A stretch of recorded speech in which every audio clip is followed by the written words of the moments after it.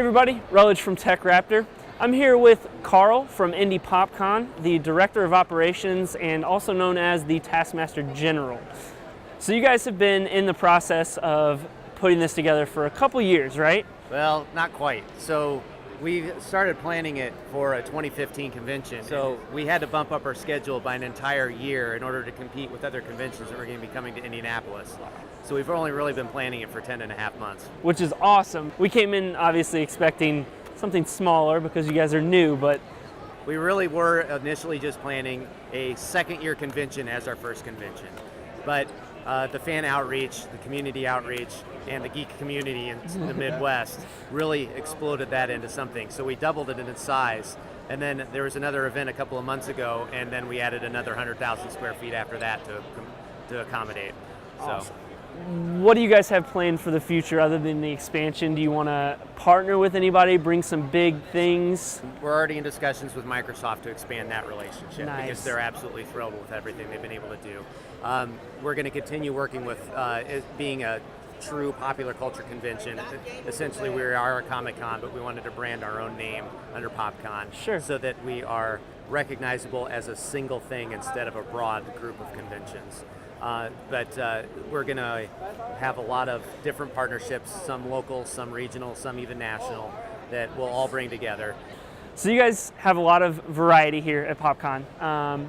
And you've got other cons like Gen Con and some of the other ones that focus a little bit more specific on, say, tabletop or video games, things like that. Yep. What was the inspiration for the large amount of variety? That's actually a very good question. And that's part of the reason why it kind of falls into how the 10.5 months actually became possible. So there's a core group of 8 of us.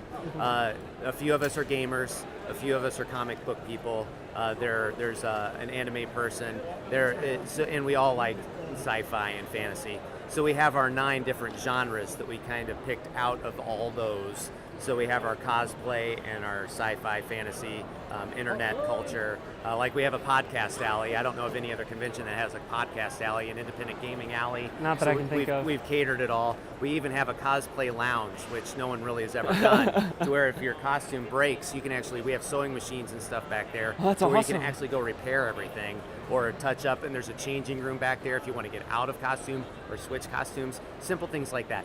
But it all grew out of, there were 8 heads that we were able to put together that knew enough of about every kind of geek you can be to throw it all into one convention.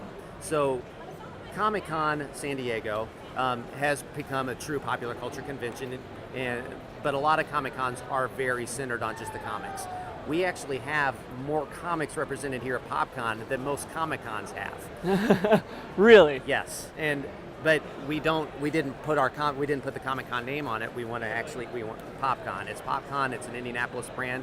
If we grow, we grow if we grow to another city someday, we'll grow to another city. But this is PopCon Prime. This is our spot. It's awesome. And obviously it's great for Indianapolis having all these cons, and it seems to be a growing thing here. Obviously the convention center is phenomenal. Yeah, the Indianapolis Convention Center just got rated the #1 convention center in the country. Really?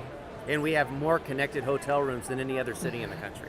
So where can your fans, where can our followers find you guys on your website, all that? It's very easy. It's just www.indypopcon.com, and Indy is with a Y because we're in the city of Indianapolis. Not Indy is independent, but INDYpopcon.com. And you can find us on Facebook and Twitter. We're very active on all 3. So you guys will be back next year. Do you Yes. have dates yet? We're always going to be the weekend after Memorial Day, as long as we can get a big enough space in the convention center. Perfect. So it's an easy one to remember. Weekend after Memorial Day, and for the locals, the weekend after the race. Yeah, so stay tuned. We've got more coverage, ton of awesome stuff for you guys.